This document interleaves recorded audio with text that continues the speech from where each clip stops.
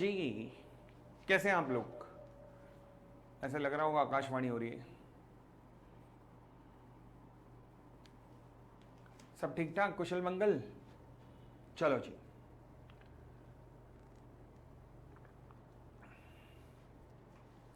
आज जो हम टॉपिक करने जा रहे हैं, अगेन हमारा टॉपिक तो वही चल रहा है, basic concepts of company, but उसमें आज हम डेफिनेशंस करने जा रहे हैं लिस्टेड कंपनीज की।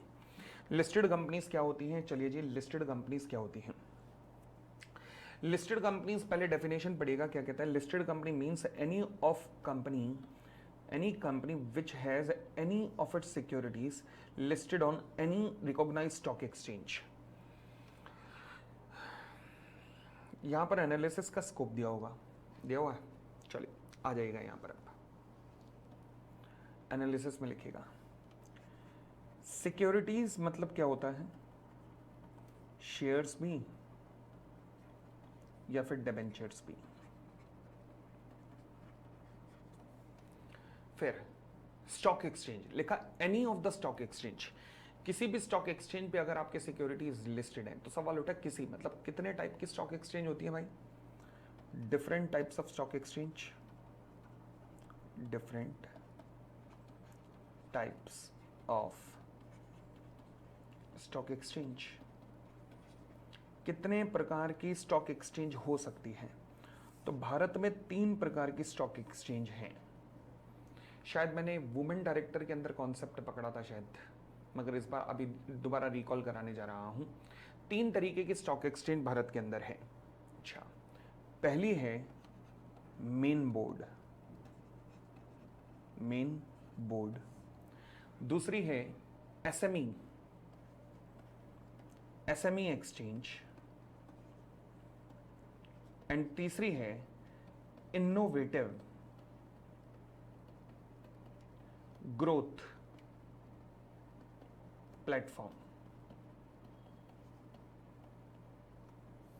Innovative growth platform. तो 3 तरीके की स्टॉक एक्सचेंज हमारे देश में है, लिख लीजिएगा यहां तक।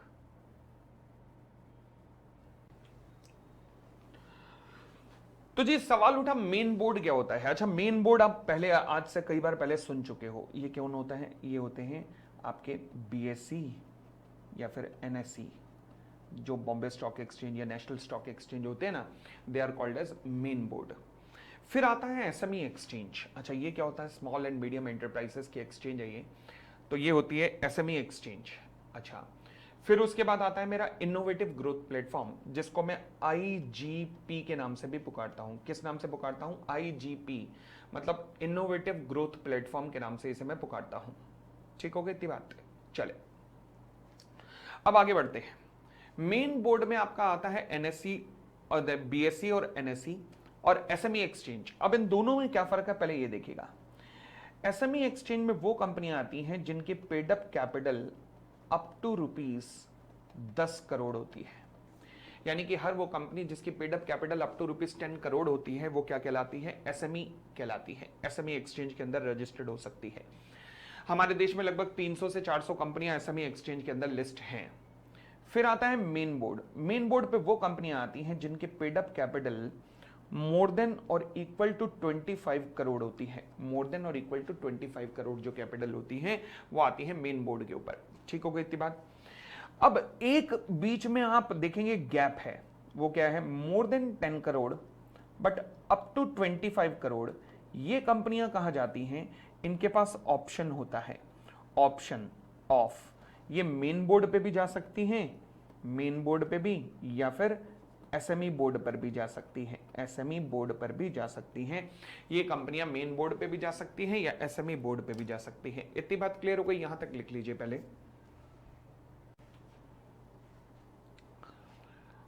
तो अगेन एक बार रिकॉल करते हैं। मेन बोर्ड पे, जिसे हम बीएससी और एनएससी के नाम से भी पुकारते हैं, जिन स्टॉक एक्सचेंज, ये वो स्टॉक एक्सचेंज है जिनके बारे में आपने सुन रखा है। तो यानी कि इन पे पेड अप कैपिटल कितनी होती है? ये वो कंपनियां आ सकते हैं जिनके पेड अप कैपिटल 25 करोड़ या 25 करोड़ से ज्यादा आती है। एसएमई पे कौन आता है? जिनकी पेड अप कैपिटल कितनी होती है? Up to 10 crore. यानी कि 10 करोड़ से ऊपर और 25 करोड़ तक वाले कहां तक आते हैं? Below 25 crore, I should say. Below 25 crore वाले कहां तक आते हैं? द आंसर इज ऑप्शन होता है कि वो they can either go for SME और they can go for a main board as well. Okay, चलिए और आगे। अब आते हैं इनोवेटिव ग्रोथ प्लेटफॉर्म। हमारे देश में ना ऐसा कोई सिस्टम था नहीं इनोवेटिव ग्रोथ प्लेटफॉर्म। क्या मतलब? देखो, मेन बोर्ड हो या एसएमई हो, एक और चीज लिखिएगा इन्हीं के नीचे ही, मेन बोर्ड हो या एसएमई बोर्ड हो, आप ये मत लिखिएगा मेन बोर्ड एसएमई बोर्ड, क्योंकि आपका तो लिखा ही हुआ है, इनमें केवल पब्लिक लिमिटेड कंपनियां ही आती हैं। क्यों? क्योंकि हम पब्लिक ऑफरिंग कर रहे हैं, पब्लिक लिमिटेड। क्यों? क्योंकि सिंस पब्लिक ऑफरिंग हो रही है, और प्राइवेट लिमिटेड कंपनियां कभी भी पब्लिक ऑफरिंग नहीं कर सकती। ओके, दूसरी बात, तो ऐसा करने वाली कंपनी के लिए, चाहे जो मेन बोर्ड के ऊपर आएगी, एसएमई के ऊपर आएगी, क्या उसे प्रोस्पेक्टस इशू करना पड़ता है? The answer is yes, prospectus to be issued, prospectus to be issued. ठीक हो गई इतनी बात भी? चले, अब मैं आता हूं किस पर?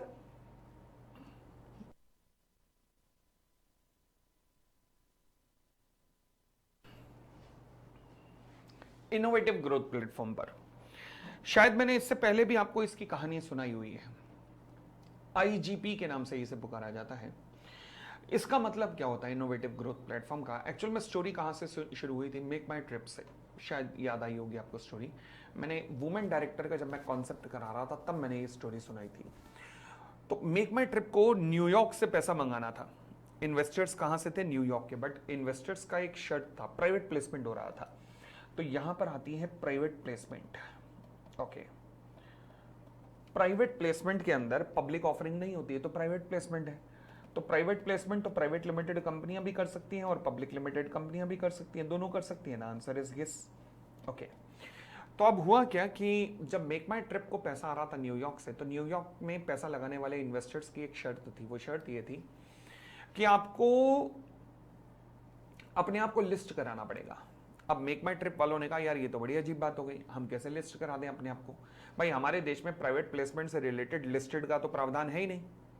हमारे देश में प्राइवेट प्लेसमेंट से रिलेटेड लिस्टिंग का प्रावधान है नहीं, तो हम अपने आप को लिस्ट कैसे कराएं? प्राइवेट प्लेसमेंट पे कैसे लिस्ट कराएं? उन्होंने कहा नहीं जी, एक काम करो, तुम्हारे देश में प्रावधान नहीं है, हमारे देश में है, तो एक काम करो, न्यूयॉर्क स्टॉक एक्सचेंज पे आके लिस्ट करा दो अपने आप को।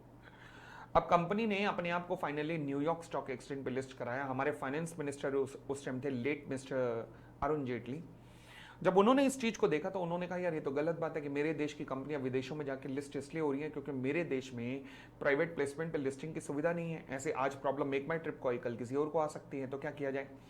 तो अरुण जेटली साहब ने एक प्रावधान किया कि भाई हमारे यहाँ भी एक ऐसे स्टॉक एक्सचेंज बनाई जाए जहां पर प्राइवेट प्लेसमेंट में लिस्टिंग हो सके, और उसे नाम दिया गया इनोवेटिव ग्रोथ प्लेटफॉर्म, जहां पे प्राइवेट प्लेसमेंट के अंदर लिस्टिंग होती है। प्राइवेट कंपनियां, पब्लिक कंपनियां दोनों अपने आप को लिस्ट करा सकती हैं। क्योंकि पब्लिक ऑफरिंग नहीं हो रही तो इसलिए प्रोस्पेक्टस इशू करने की जरूरत नहीं होती। No need to issue prospectus. तो इतनी बात समझ आई? तो तीन तरीके के स्टॉक एक्सचेंज हैं। देखो जी, लॉ कहता है कि कोई भी कंपनी जिसकी कोई भी सिक्योरिटी बोले तो शेयर या डिबेंचर किसी भी स्टॉक एक्सचेंज में, मतलब इन तीनों में से किसी में भी लिस्ट हो तो वो कंपनी लिस्टेड कंपनी कहलाती है। यस, पहले तो लॉ मेकर ने सब कुछ इंक्लूड कर दिया, कुछ नहीं छोड़ा, सब कुछ इंक्लूड कर दिया। ये भी है, वो भी है, वो भी है, ये भी है, सब कुछ लिस्टेड है। उसके बाद आया एक्सक्लूजन। एक्सक्लूजन के लिए ना रूल लाए गए जिन्हें कहा गया रूल नंबर 2A, जो क्या कहते हैं, पढ़िएगा, वापस आइएगा। Provided that such classes of the companies which have listed or intend to list such class of securities as may be prescribed in consultation with the SEBI shall not be considered as a listed company। मतलब हम कोई class of company prescribe करेंगे जो कि listed company नहीं कहलाएगी। मुझे नहीं लेना देना कुछ भी इस पैरा से, मेरे लिए रेलेवेंट जो है वो ये वाला पैरा है कि रूल क्या आया। तो अब रूल कहता है according to rule 2A of the companies specification of the definitions details rules 2014। पक्की बात है, याद तो कर नहीं पाएंगे, तो केवल इतना लिख लेना, section 2 clause 52 read with the companies rules, बस इतना लिख देना, चल जाएगा। ठीक है, चले अब क्या कहता है? कहता है रूल 2A क्या कहता है? कहता है अब कौन कौन सी कंपनियां अकॉर्डिंग टू रूल 2A, हाँ जी, क्या कहता है? कहता है public company which have not listed their equity share on the recognized stock exchange जिसने अपने शेयर रिकॉग्नाइज्ड स्टॉक एक्सचेंज पे लिस्ट नहीं कराए हैं अभी, but have listed there, but जिन्होंने लिस्टिंग करवाई है किस चीज की, पहला नॉन कन्वर्टेबल डेट सिक्योरिटीज की, किसकी, नॉन कन्वर्टेबल डेट सिक्योरिटी की लिस्टिंग करवाई है। एक होता है कन्वर्टेबल डेट सिक्योरिटी, एक होता है नॉन कन्वर्टेबल डेट सिक्योरिटी, मतलब जो डेट ही रहेंगे जिनका रिडम्पशन ही होना है, कन्वर्जन नहीं होगा। तो non convertible debt securities issued on a private placement basis, यानी कि सीधी सी बात करना, जो आईजीपी पर लिस्टेड है नॉन कन्वर्टेबल डेट सिक्योरिटी, अगर आपकी non convertible debt security IGP पे लिस्ट है तो आप एक लिस्टेड कंपनी की डेफिनेशन में फॉल नहीं कर रहे, यानी कि आपके ऊपर लिस्टिंग गाइडलाइंस नहीं लगेंगी। अच्छा, next, non convertible redeemable preference shares private placement basis पर, यानी कि आईजीपी पे लिस्ट हुए हैं इन टर्म्स ऑफ, बस और कुछ करने की जरूरत नहीं है, कुछ भी याद करने की जरूरत नहीं है, ये इतने बड़े बड़े नाम याद करने की जरूरत नहीं है, बस इतने, यहां पे भी बड़े बड़े नाम याद करने की जरूरत नहीं है, केवल non convertible debt security on the private placement basis, non convertible redeemable preference share on the private placement basis, ठीक है ना। आईजीपी पे अगर नॉन कन्वर्टेबल डेट या फिर non convertible preference share list है तो आपको लिस्टेड कंपनी की डेफिनेशन में फॉल नहीं किया जाएगा। फिर both category of first and second above, दोनों ही कैटेगरी, यानी कि आपके थोड़े ये थोड़े वो लिस्ट हैं तो भी। अच्छा, फिर private company which have listed their non convertible debt security on the private placement basis, again IGP, non convertible debt securities, अच्छा, on a recognised stock exchange, बस इतना काफी है। लो जी, तो प्राइवेट कंपनी को भी एग्जम्पशन दे दी, प्राइवेट कंपनियों को भी एग्जम्पशन दे दी कि आप भी लिस्टेड कंपनी नहीं कहलाएंगे अगर आपकी नॉन कन्वर्टेबल डेट सिक्योरिटीज वहां पर लिस्टेड है।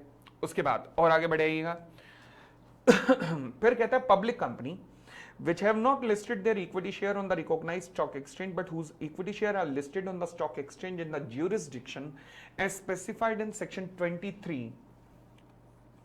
of this act। ये कहा है section 23 में क्या jurisdiction है, that is listed at some stock exchange outside India, यानी कि आपकी इक्विटी शेयर्स इंडिया में लिस्ट नहीं है बल्कि विदेशों में लिस्ट हैं, आपके इक्विटी शेयर्स इंडिया में लिस्ट नहीं है बल्कि विदेशों में लिस्ट हैं। For example make my trip, MMT, make my trip, ठीक हो गई इतनी बात, बढ़ सकते हैं।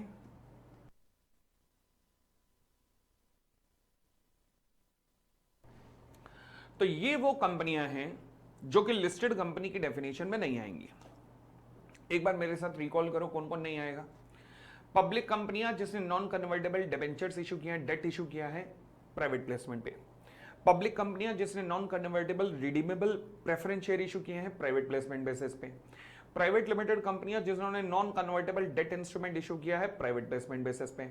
वो पब्लिक कंपनियां जिसके इक्विटी शेयर लिस्ट है आउटसाइड इंडिया। ओके, क्लियर, चलिए अब देखिएगा, एक एक सवाल देखते जाइएगा आप। आपसे ना ऐसे ही सवाल पूछ सकते हैं, मतलब इसको इंग्लिश के वर्ड्स लेफ्ट हैंड साइड पे और राइट हैंड साइड पे बना के इस तरीके से सवाल पूछ सकता है कि बताइए ये लिस्टेड है या नहीं है। एक बड़ा बेहतरीन क्वेश्चन मैं आपको कराऊंगा जब प्रॉब्लम एंड सॉल्यूशन इसका डिस्कस करेंगे ना, गजब का क्वेश्चन है, मजा आ जाएगा करके देखना। हाँ जी, types of company, public limited company है, मोड ऑफ सिक्योरिटी क्या है, non convertible debenture, private placement basis पे है, लिस्टेड एट आईजीपी। अपना दिमाग लगाओ, क्या लिस्टेड होगी, नहीं होगी ना, नॉन कन्वर्टेबल डिबेंचर है, प्राइवेट प्लेसमेंट बेसिस पे है, लिस्टेड होगी, नहीं होगी, clear. Second, public company non convertible preference share capital, private placement basis पे आईजीपी पे लिस्ट है, प्राइवेट प्लेसमेंट का मतलब IGP, whether listed company, no listed company नहीं है।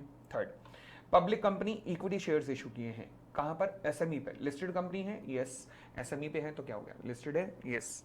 Private company non convertible debenture private placement basis पे, क्या listed है, नहीं है, बिल्कुल नहीं है। आगे, private company equity share on the private placement basis, अगर प्राइवेट कंपनी ने equity share private placement basis पे इशू किया हुआ है तो क्या लिस्टेड है, बिल्कुल है, बिल्कुल है, बिल्कुल है, क्योंकि नॉन कन्वर्टेबल पे नहीं होगी ना बस, ठीक है, नॉन कन्वर्टेबल डेट इंस्ट्रूमेंट पर।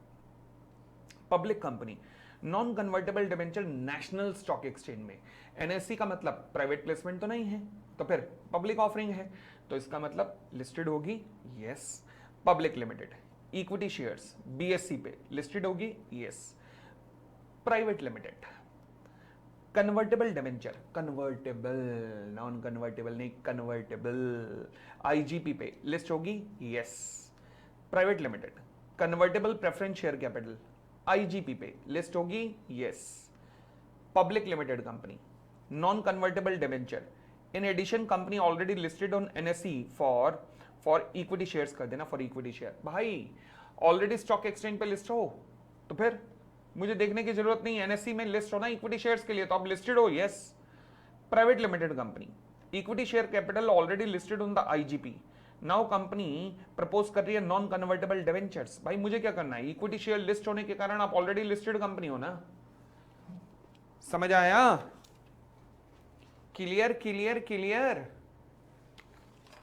जो पॉइंट में दिक्कत आई है दोबारा देखो, और ध्यान रखना, आप कई बच्चों की ना क्वेरी आ रही है व्हाट्सएप पे, वो बेचारे घबराते हुए पता नहीं कैसे पूछ रहे हैं। अबे फीस दी है, खुल के पूछो, बताओ, कॉलर ऊपर करके पूछो, कोई भी क्वेरी आ रही हो किसी भी पॉइंट पे अटको, व्हाट्सएप कर दो। अगर ऐसा हो जाए कि मैं उसी दिन रिप्लाई ना कर पाऊं, रिमाइंडर नंबर 1 डाल देना मुझे। अगर ऐसा हो जाए 2 दिन में भी रिप्लाई ना हो, ऐसा होगा नहीं, वैसे सेम डे रिप्लाई होगा, बट कई बार ऐसा होता है कि कुछ मीटिंग्स के कारण मैं फंस जाता हूं, उस दिन समझ नहीं आता कि सुबह से लेकर रात तक मुझे खुद होश नहीं रहता, तो फिर कई बार ऐसा होता है कि मिस हो जाता है उस दिन। तो रिमाइंडर नंबर 1 डालोगे तो मुझे बिल्कुल, रिमाइंडर नंबर 1 में तो बंदा काम जाता है ना कि ओ भाई बंदा रिमाइंडर मार रहा है, तो इसका मतलब दिक्कत है। तो एक बात ध्यान रखना, इमीडिएटली ये नंबर है आपका, ये सीधा नंबर मेरे तक है, कोई मेरा स्टाफ नहीं, कोई जूनियर नहीं, कोई कुछ नहीं, सीधा मेरे तक नंबर है 5 × 9 89141। सीधा मेरे को कॉल करना व्हाट्सएप पे, मतलब सीधा व्हाट्सएप पे मैसेज करना, केवल व्हाट्सएप पे मैसेज करना, कॉल मत करना, क्योंकि मैं ना व्हाट्सएप के मैसेज को ना अपने हिसाब से आराम से कंफर्ट में बैठकर ऑडियो मैसेज या फिर लिखकर रिप्लाई कर देता हूँ। कई बार ऐसा होता है कॉल आती है ना तो फ्रस्ट्रेशन हो रही होती है क्लास की बहुत, मतलब इन द सेंस कि कई घंटे पढ़ा चुके होते हैं, सर फट रहा होता है, उस टाइम कॉल आती है तो भाई लगता साइलेंट मोड पे डाल दो। अगर मुझे लगेगा आपकी क्वेरी सॉल्व नहीं हो पा रही है तो मैं आपको कॉल करूंगा, आप मुझे कॉल मत करना, आप केवल व्हाट्सएप पे मैसेज या व्हाट्सएप पे ऑडियो मैसेज दे देना, ठीक है? जैसे ही मुझे जरूरत लगेगा आपको कॉन्सेप्ट ये समझाने के लिए कॉल करना जरूरी है, मैं आपको कॉल कर दूंगा, मगर आप ये सीधा मुझसे ही बात करेंगे। चले फिर आता है अनलिस्टेड कंपनी। अनलिस्टेड कंपनी क्या होती है, मतलब जो लिस्ट नहीं है वो अनलिस्टेड है। अच्छा, अनलिस्टेड कंपनियों की पेड अप शेयर कैपिटल होती है, हाँ कैसे आती है, प्राइवेट प्लेसमेंट के थ्रू। तो यानी कि पेड अप शेयर कैपिटल तो इनकी भी होती है, मगर कैसे बनती है, प्राइवेट प्लेसमेंट के थ्रू। तो means company other than listed company, क्योंकि इनमें पब्लिक नहीं होती, पब्लिक इन्वॉल्व नहीं होती, तो इसमें गिने चुने लोग ही हो सकते हैं, तो that is why these companies are also called as closely held companies. तो इन्हें अपन लोग क्लोजली हेल्ड कंपनीज के नाम से भी पुकारते हैं। क्लियर हो गई इतनी बात? अरे बोलो ना हाँ। चले आगे। फिर आता है मेरे पास गवर्नमेंट कंपनी। अब ये गवर्नमेंट कंपनियां क्या होती हैं, पढ़िएगा। देखो गवर्नमेंट कंपनी बनने के दो तरीके हैं जिससे गवर्नमेंट कंपनी बना जा सकता है। पहला कहता है means any company in which not less than 51, पहली बात 50 पे कंफ्यूज मत होना, 51% of the paid up share capital किसके पास है, या तो सेंटर के पास या स्टेट के पास या दोनों के पास। Means any company where not less than 51% of the paid up share capital is held by central government, state government, center plus state government.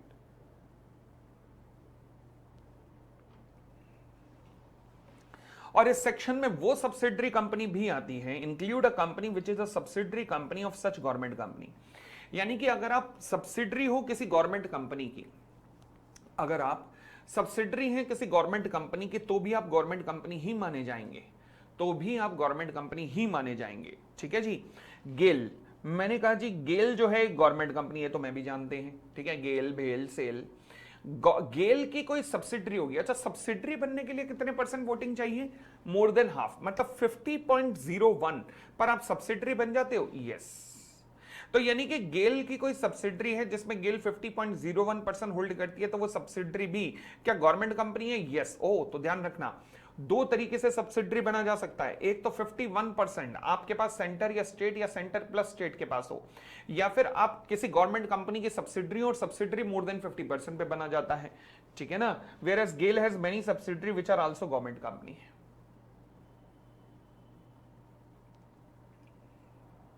Clear?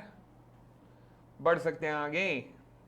चले, फिर आता है जी मेरे पास फॉरेन कंपनी। अब ध्यान रखना, फॉरेन कंपनी वो कंपनी होगी जिसके पास 3 फीचर्स होते हैं। 3 फीचर्स। पहला, फॉरेन कंपनी से रिलेटेड बहुत डेप्थ में है, आपके सिलेबस में इसी चैप्टर में आएगा अभी, फॉरेन कंपनी के प्रोविजन सेक्शन 379, 80, 81, 82 ये सब आएंगे अभी। पेपर में भी आना पक्का है फॉरेन कंपनी से सवाल, जो लग रहा है। हाँ जी, पहला फीचर है ये इनकॉर्पोरेट हुई है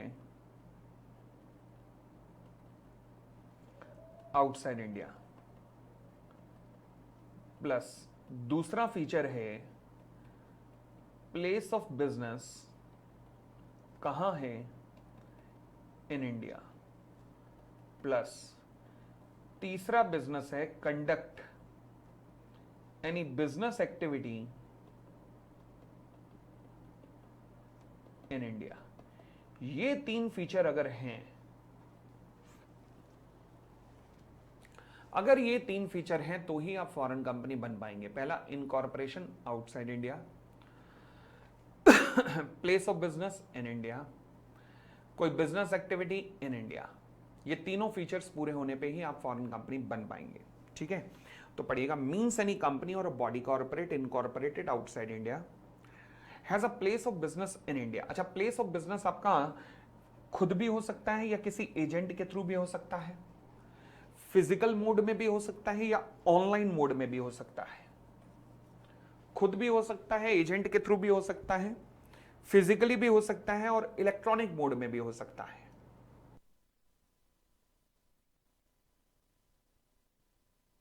इलेक्ट्रॉनिक मोड मतलब अमेजॉन वगैरह।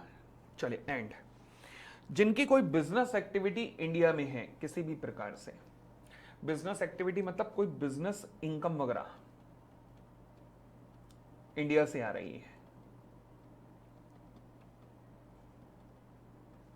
तो ये फॉरेन कंपनी कहलाते हैं। तो कितने फीचर हो गए? 3। पहला बोलो दोबारा, इनकॉर्पोरेशन आउटसाइड इंडिया। दूसरा, place of business in India. तीसरा, बिजनेस एक्टिविटी इन इंडिया।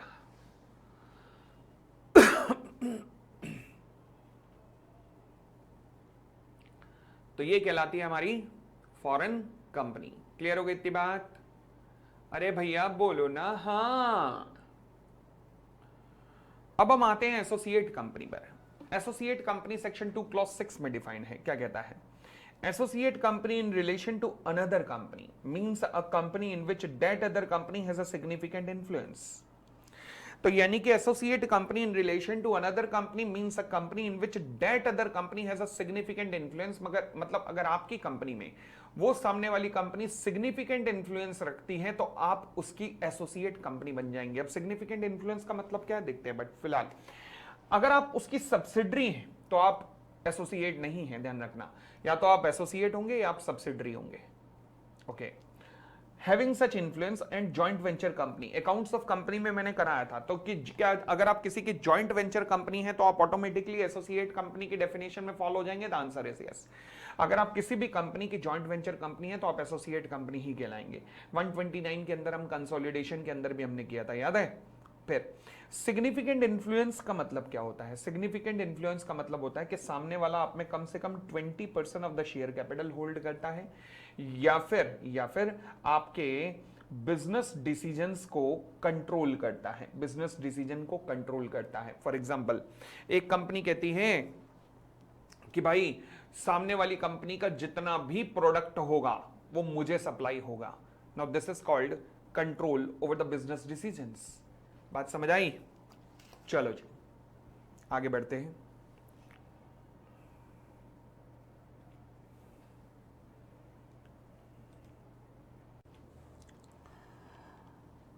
तो ये समझ आया सिग्निफिकेंट इन्फ्लुएंस क्या होता है। चले एक काम करते हैं, हाँ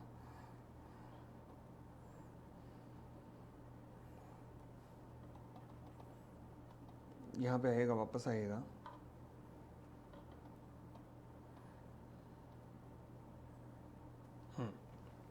अब समझिएगा, अगर ऊपर स्पेस होना थोड़ा तो ऊपर लिख देना, लिखना एच लिमिटेड, ऊपर लिखना प्लीज, ऊपर लिखना H limited, A limited. H Limited is holding 20% of share capital of A Limited, और H Limited is holding 51% of share capital of A limited. दोनों सिचुएशन में मुझे बताइए एच लिमिटेड और ए लिमिटेड के बीच का संबंध क्या है। अगर तो 20% की कैपिटल है तो क्या मैं कह सकता हूं A limited is an associate company of H limited. क्या कोई दिक्कत तो नहीं कि ए लिमिटेड एक एसोसिएट कंपनी है, किसकी एसोसिएट कंपनी है, एच लिमिटेड की, कोई दिक्कत नहीं। नेक्स्ट पॉइंट पर यहां पर अगर मैं कहूं कि एच लिमिटेड तो होल्डिंग बन गई ना ए लिमिटेड की, तो ए लिमिटेड सब्सिडरी बन गई, तो क्योंकि सब्सिडरी बन गई तो क्या एसोसिएट भी रहेगी? द आंसर इज नो, क्योंकि वही तो हमने पढ़ा कि अगर आप सब्सिडरी हैं तो आप होल्डिंग नहीं रह सकते, मतलब एक साथ दोनों टैग नहीं मिलेंगे। तो इसलिए A limited is subsidiary company of H limited. तो ए लिमिटेड जो है वो सब्सिडरी कंपनी है किसके? एच लिमिटेड का। ठीक है,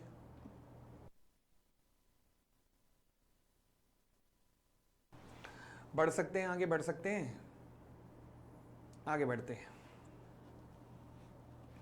चलिए, फिर हमारे पास आता है निधि कंपनी। निधि कंपनी क्या होती है? निधि कंपनी का मतलब होता है कंपनी, अच्छा निधि का मतलब होता है बचत। निधि का मतलब होता है बचत, यानी कि एक ऐसी कंपनी जो अपने मेंबर्स में बचत को प्रोत्साहित करने के लिए बनाई जाती है।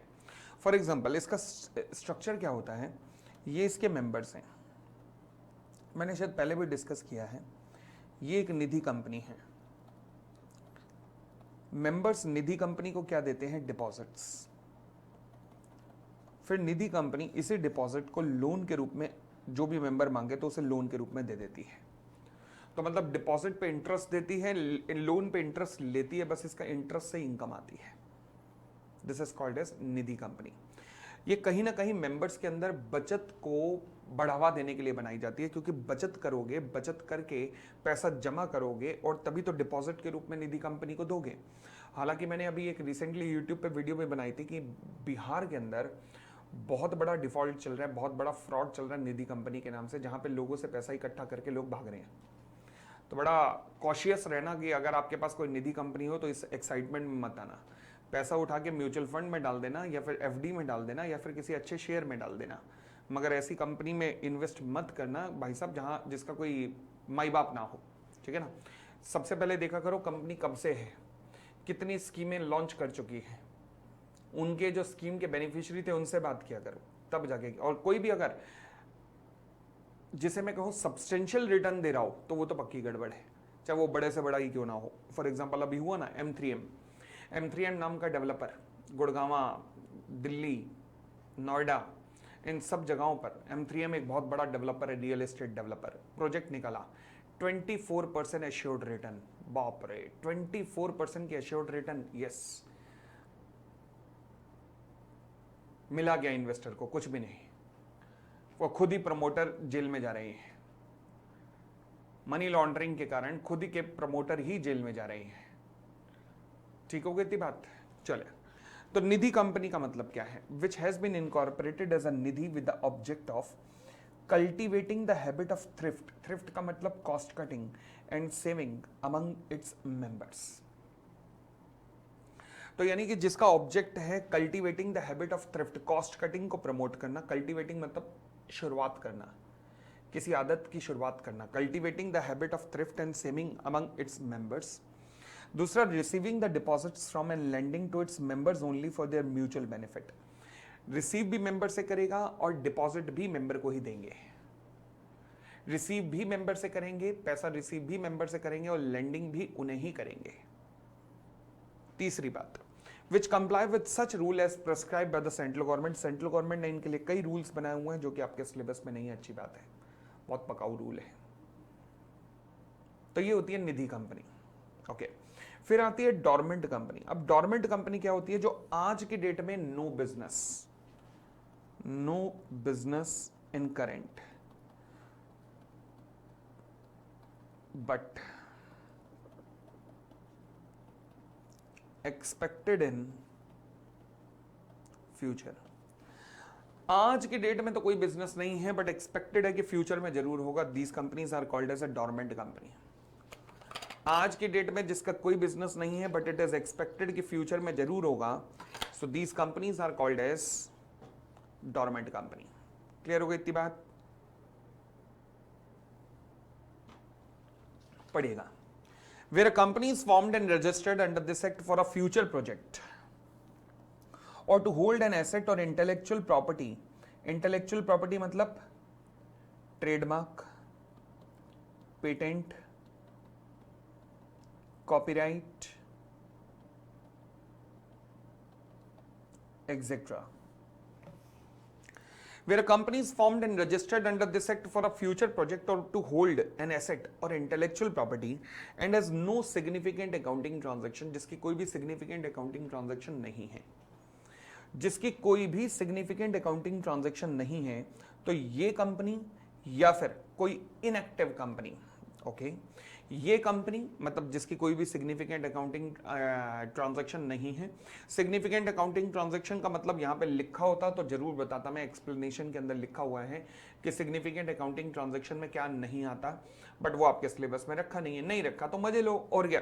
हाँ जी, तो कहता है सिग्निफिकेंट अकाउंटिंग ट्रांजैक्शन अगर नहीं है मतलब कोई भी बड़ी मेजर अकाउंटिंग ट्रांजैक्शन नहीं है ये कंपनी या इनएक्टिव कंपनी। अब इनएक्टिव कंपनी की भी डेफिनेशन है जो अगेन आपके सिलेबस में नहीं है, जिनका कोई बिजनेस नहीं चल रहा, जो एनुअल रिटर्न फाइल नहीं कर रही, जो फाइनेंशियल स्टेटमेंट फाइल नहीं कर रही, जो पिछले 2 साल से कोई बिजनेस नहीं चला रही, उन्हें इनएक्टिव कंपनी कहते हैं। वो भी आपके सिलेबस में नहीं है इनएक्टिव कंपनी की डेफिनेशन। तो they may make an application to the registrar in such form and manner for obtaining the status of a dormant company. अब जरा रिकॉल करिएगा, कौन कौन डोरमेंट कंपनी के लिए क्लेम कर सकता है? जिनका आज की डेट में कोई प्रोजेक्ट नहीं है, फ्यूचर में आएगा, जिनके इंटेलेक्चुअल प्रॉपर्टी राइट्स हैं आज की डेट में बट वो फ्यूचर में उसे यूज करेंगे, परंतु आज की डेट में उनकी कोई सिग्निफिकेंट अकाउंटिंग ट्रांजैक्शंस नहीं है। आज की डेट में कोई भी सिग्निफिकेंट अकाउंटिंग ट्रांजैक्शन जिनकी नहीं है, ऐसी कंपनी या फिर कोई inactive company, they may submit an application to the ROC in such a manner as may be prescribe for obtaining the status of a dormant company. Clear हो गई इतनी बात? आगे आते हैं। अगला मेरी डेफिनेशन आती है PFI, public financial institution. Public financial institution ये क्या होते हैं? देखो जी, पब्लिक फाइनेंशियल इंस्टीट्यूशन ऐसे इंस्टीट्यूशन है जो कि इंफ्रास्ट्रक्चर और मैन्युफैक्चरिंग सेक्टर को लोन देने के लिए बनाए गए। बनाए तो बहुत गए मगर over a period of time हम बंद भी करते गए। तो आज की डेट में भारत में केवल 2 ही पीएफआई जिंदा हैं। सेक्शन 2 क्लॉज 72 में जो मेंशन है, एक है एलआईसी और एक है आईडीएफसी, बाकी सब बंद हो गए हैं। तो कहता है जी section 2 clause 72 the following institution are to be regarded as a PFI. पहला एलआईसी जो कि एलआईसी एक्ट 1956 में स्टेब्लिश हुआ, दूसरा है आईडीएफसी, ये दोनों जिंदा हैं। तीसरे पे आइएगा specified company refer to in the unit trust of India act 2002, UTI act बस इतना लिख देना 2002। Institution notified by the central government, बस इतना लिखना। ना यूटीआई एक्ट के अंदर कोई स्पेसिफाइड कंपनी है, ना कोई सेंट्रल गवर्नमेंट ने नोटिफाई किया है। Such other institution as may be notified by the central government in consultation with the reserve bank of India, कुछ भी नोटिफाई नहीं है। अच्छा, provided that no institution shall be so notified unless it has been establish or constituted by or under any central or state act. अब ये बता रहा है पीएफआई कोई भी कैसे बनता है, आप किसी सेंट्रल या स्टेट एक्ट के अंदर बनाए जाने चाहिए, जैसे एलआईसी जैसे आईडीएफसी दोनों सेंट्रल एक्ट के अंदर बनाए गए, और आपकी कम से कम 51% of the paid up share capital या तो सेंट्रल गवर्नमेंट होल्ड करती है, या स्टेट गवर्नमेंट या फिर centre plus state government hold करती है। तो यानी कि या तो आपको सेपरेट एक्ट के द्वारा बनाया जाता है जैसे एलआईसी एक्ट 1956, और 51% of the paid up share capital आपकी होल्ड कौन करता है, सेंटर या स्टेट या सेंटर प्लस स्टेट। क्लियर हो गई इतनी बात भी? और आगे बढ़ सकते हैं, चलो जी। फिर आता है जॉइंट वेंचर कंपनी। देखो जी, जॉइंट वेंचर कंपनी और पार्टनरशिप में फर्क क्या होता है? म्यूचुअल एजेंसी का। पार्टनरशिप एक्ट में एक बहुत बड़ा फीचर होता है म्यूचुअल एजेंसी, मतलब एक के द्वारा किए गए काम के लिए दूसरा लायबल होगा और दूसरे के द्वारा किए गए काम के लिए पहला लायबल होगा। This is called mutual agency. Joint venture में भी 2 लोग पार्टनरशिप टाइप में ही जुड़ते हैं, बट वहां म्यूचुअल एजेंसी का कॉन्सेप्ट नहीं होता। जॉइंट वेंचर किया जाता है एक स्पेसिफाइड पीरियड या स्पेसिफाइड ऑब्जेक्ट के लिए, ठीक है। The term joint venture has also been defined to mean joint arrangement where the parties have joint control over the arrangement, have right to the net assets or the arrangement। मतलब जितनी भी net assets होती है उस पर दोनों parties का अधिकार होता है एक certain proportion में, 50-50, 60-40, 70-30 डिपेंड करता है। बस जी, डेफिनेशन ज्यादा रेलेवेंट नहीं है ये। It is formed on the basis of a JV agreement between two or more companies and registered as a company with the JV partner share the responsibility and involvement।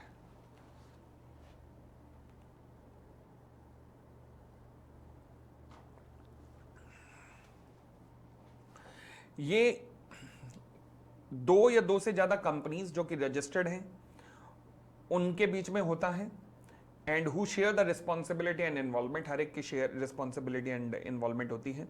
There may be an arrangement of venturing a business jointly without forming a company, मतलब without formation of company भी हो सकता है। This is called as non corporate joint venture और contractual joint venture भी कहते हैं इसे। सबसे खास बात होती है कि ये लिमिटेड पीरियड या लिमिटेड ऑब्जेक्ट के लिए बनाया जाता है, ये सबसे खास बात होती है इसकी। आने के चांस कम है कि जॉइंट वेंचर के ऊपर कमेंट लिखो, आने के चांस कम है। बहुत कुछ है चैप्टर में देने के लिए, बहुत ही ज्यादा कुछ है, तो इसलिए उठा के इसी टॉपिक को देगा मुझे इसके चांसेस बड़े कम लगते हैं। चलिए बट फिलहाल आगे बढ़ते हैं। कहता है जी non profit company section 8 companies कौन सी होती हैं जी? सेक्शन 8 कंपनीज जो कि बिजनेस के लिए नहीं बनाई जाती, किस लिए बनाई जाती हैं? Promotion of art, science, commerce, religion, reason, social welfare, charitable object, sports activity, इनको बढ़ावा देने के लिए बनाई जाती है। इनकी खास बात यह होती है, जैसे फॉर एग्जांपल बीसीसीआई, ये जो भी प्रॉफिट कमाती है उसमें से 1 रुपए का भी डिविडेंड अपने मेंबर्स को नहीं देंगी। तो इनका डिविडेंड क्या होता है? इनके ही जो ये काम कर रही हैं उसी एक्टिविटीज के अंदर लग जाता है। मतलब डिविडेंड जो है मेंबर को नहीं बढ़ता, प्रॉफिट का हिस्सा मेंबर के नहीं बढ़ता। ध्यान रखना, प्रॉफिट तो हो सकता है बट वो मेंबर को नहीं बढ़ता। तो अगर नॉन प्रॉफिट हम कहते हैं ना, नॉन प्रॉफिट से हमें समझ में आता कि ओहो ये यानी कि प्रॉफिट नहीं होगा, प्रॉफिट कमाना पाप है, घड़े के नीचे सांप है। तो ऐसा नहीं है, प्रॉफिट हो सकता है मगर ये प्रॉफिट को अपने मेंबर को देते नहीं है, डिविडेंड के रूप में नहीं देते। Profit is applied for promoting only the object of company and no dividend is paid to its members. Section 8 companies are registered under the companies act 2013। ठीक है। फिर आती हैं सेक्टोरियल कंपनीज जो कि एक पार्टिकुलर सेक्टर को रिप्रेजेंट करती हैं, like banking companies, like insurance companies. They represent a particular sector called as sectorial companies. For example banking लिखा हुआ है वैसे तो banking.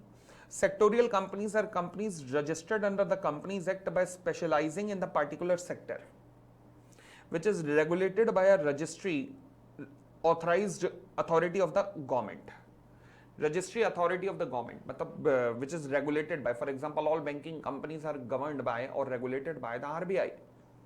These are the companies which are required to follow the provision of the Company Act as because they are registered companies and have to follow the sectorial legislation. A law applies to the sector. जैसे banking companies में हमारा एक act लगता है, banking regulation act. तो मतलब अगर कोई बैंकिंग कंपनी होगी, say for example HDFC bank limited, तो क्या कंपनी एक्ट लगेगा? यस। क्या बैंकिंग रेगुलेशन एक्ट लगेगा? वो भी लगेगा, कंपनीज एक्ट भी लगेगा। तो these are the company which are required to follow the provision of company act as because they are registered company and have to follow the sectorial legislation. Sectorial legislation, therefore we have a banking company which has to follow the Banking Regulation Act as well as the Company Act and also subject to the RBI direction. Regulator. Same insurance company पे होता है, ICICI prudential life insurance company है, company act भी लगता है, insurance company है, insurance act भी लगता है, और आईआरडीए की गाइडलाइंस भी लगती है। तो these are called sectorial company. चले फिर आता है एनबीएफसीज। अब सवाल उठा सर ये सारी डेफिनेशन हमें पढ़नी है। देखो जब मैं रिवीजन कराऊंगा ना तब रिवीजन करते हुए बताता जाऊंगा कि कौन कौन सी आप छोड़ सकते हैं। फिलहाल आप सिलेक्टिव मत होइए, फिलहाल कोशिश कीजिए सारी रिकॉल करने की, तो पेपर में कुछ भी आ सकता है। और ये तो वैसे भी सीए में फाइनल है, मजाक थोड़ा ना है। तो इसे सिलेक्टिव मत होइए, बट फिर भी अगर आपको लास्ट में लगा कि यार इनमें से सब कुछ याद नहीं हो पा रहा,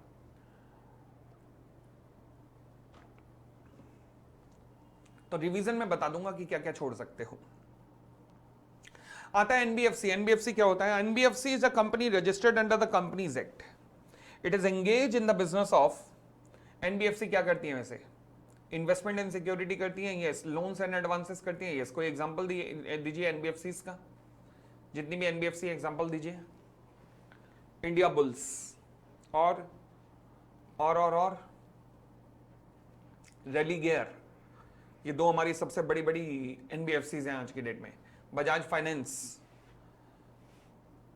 ठीक है। चलिए, acquisition of share, stock, bonds, debenture, security issued by the government or local authority or other marketable security of like nature. Leasing में लगी होती हैं, हायर परचेज में लगी होती हैं, इंश्योरेंस बिजनेस में लगी होती हैं, चिटफंड के बिजनेस में लगी होती हैं। ये सारी एनबीएफसी कंपनियां हैं।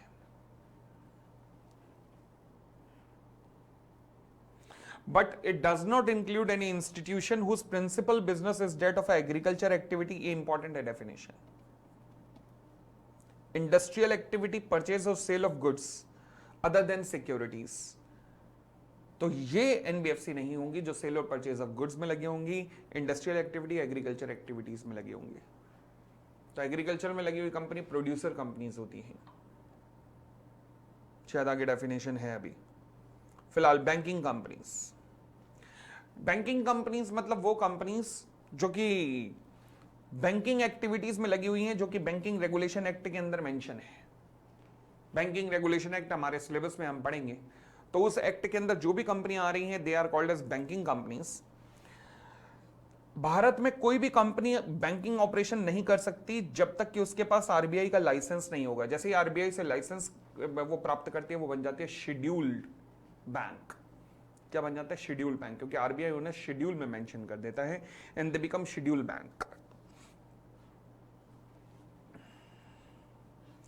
Banking companies to have a name where the banking word shall feature so that the public in general knows it is a bank. तो यानी कि बैंकिंग कंपनीज के नाम के आगे बैंकिंग जरूर लगा होना चाहिए ताकि आम जनता जान जाए।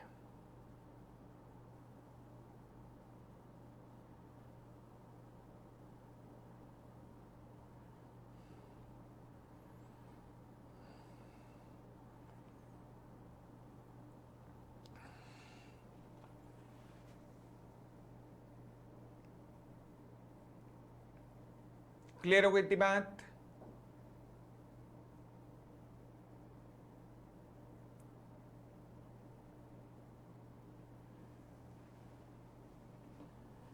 चलो जी आगे बढ़ते हैं।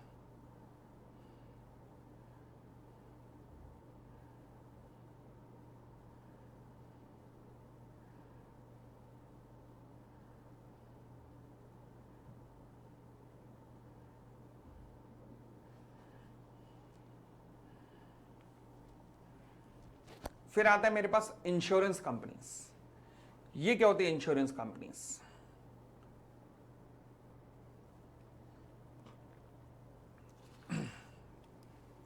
जैसे ऊपर बैंकिंग कंपनी है, बिल्कुल बैंकिंग की जगह इंश्योरेंस करते जाना। A company registered under the Companies Act and engage in a insurance business as stipulated under the Insurance Act. ये भी हमारे एक्ट में सिलेबस में insurance act. In India, no company can commence business without having a license from the IRDA. बिल्कुल same language, बिल्कुल same language.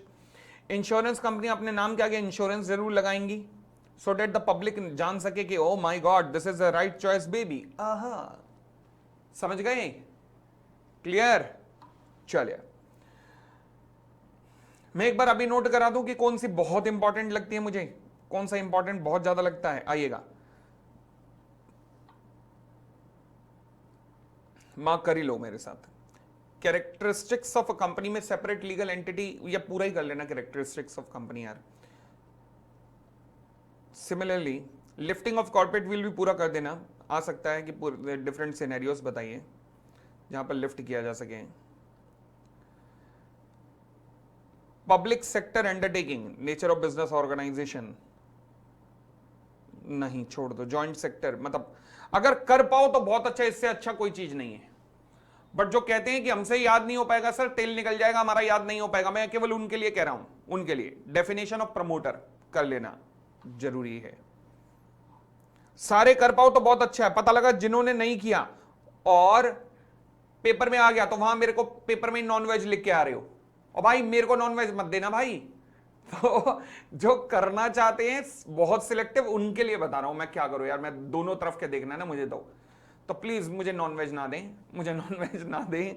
चलिए, statutory companies,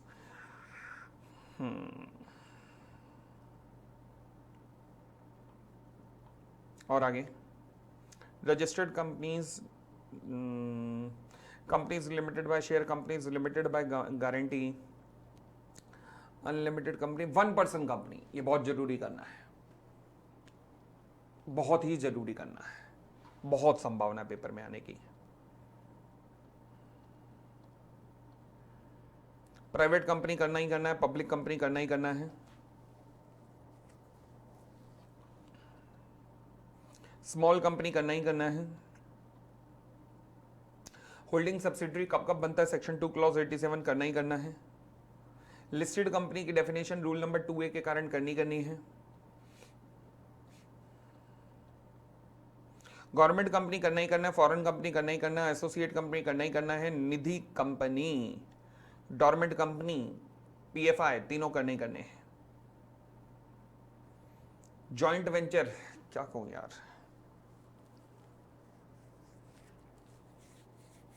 मैं 50-50 सा हूं, इच्छा पे छोड़ता हूं तुम्हारी। नॉन प्रॉफिट कंपनी कर लेना, एनबीएफसी कर लेना, बैंकिंग इंश्योरेंस छोड़ देना क्योंकि वहां आगे जाके ये एक्ट ही आने हैं। चलो जी, हमारा अगला टॉपिक आता है conversion of a public company into a private company और a vice versa. Conversion of public company into a private company और अ वाइस वर्सा। चलो भाई,